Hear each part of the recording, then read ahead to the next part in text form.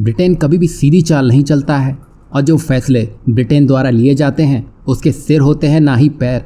दरअसल हाल ही में UK government द्वारा एक ऐसा कदम उठाया गया है जिसमें भारत से आने वाले $200 मिलियन के टेक्सटाइल एक्सपोर्ट पर सीधा असर देखने को मिलेगा। बता दें कि पहले यूके गवर्नमेंट द्वारा कंसेशनल इंपोर्ट ड्यूटी लगाई गई थी, लेकिन अब इसमें बदलाव करते हुए भारत के टेक्सटाइल एक्सपोर्ट पर सीधे सीधे इंपोर्ट ड्यूटी लगा दी गई है। और ये तब हो रहा है जब दोनों देशों के बीच फ्री ट्रेड एग्रीमेंट की डील को लेकर बातचीत चल रही है। यानी कि अब यूके गवर्नमेंट द्वारा जो भी कुछ कंसेशन भारत को एक्सपोर्ट पर मिलता था वो अब नहीं मिलेगा।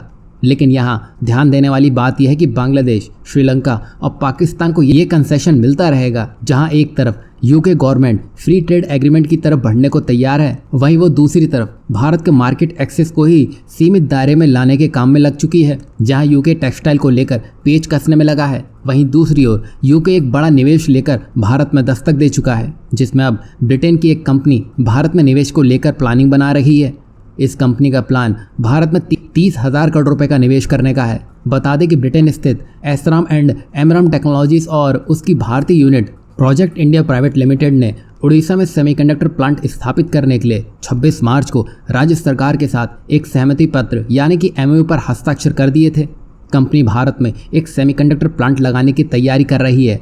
अब सेमीकंडक्टर प्लांट को लगाने के लिए कंपनी की तरफ से 2 साल का लक्ष्य निर्धारित किया गया है। वहीं इसी के साथ ही साथ साल 2027 तक इस प्रोजेक्ट को चरणबद्ध तरीके से आगे बढ़ाने की तैयारी की जा रही है और इस प्लांट के जरिए करीब 5,000 से ज़्यादा लोगों को सीधे नौकरियां मिलती हुई दिखाई देंगी। वहीं इस सेमीकंडक्टर यूनिट में mobile phone, television set, laptop, air condition और एटीएम में उपयोग की जाने वाली मेमोरी चिप का उत्पादन किया जाएगा। चूँकि भारत अभी सेमीकंडक्टर निर्माण को लेकर आत्मनिर्भर नहीं है, इसलिए भारत विभिन्न देशों से सालाना लगभग 3 लाख करोड़ रुपए के सेमीकंडक्टर का आयात भी करता है। अब जिस तरह भारत में सेमीकंडक्टर को लेकर निवेश दस्तक देने में लगे हैं, वो भारत को चिप मैन्युफैक्चरिंग में एक हब बनाने में बड़ी भूमिका निभाते हुए दिखाई देंगे। साथ ही साथ भारत इस क्षमता के साथ दुनिया की ज़रूरतों को भी पूरा करता नजर आएगा। वहीं रही बात भारत और यूके के बीच फ्री ट्रेड एग्रीमेंट की, तो भारत को इसके जवाब में यूके के कॉम्पिटिटर्स देशों के साथ आगे बढ़ना चाहिए, क्योंकि यूके एक ऐसा देश है जो समय समय पर रंग बदलने में माहिर है।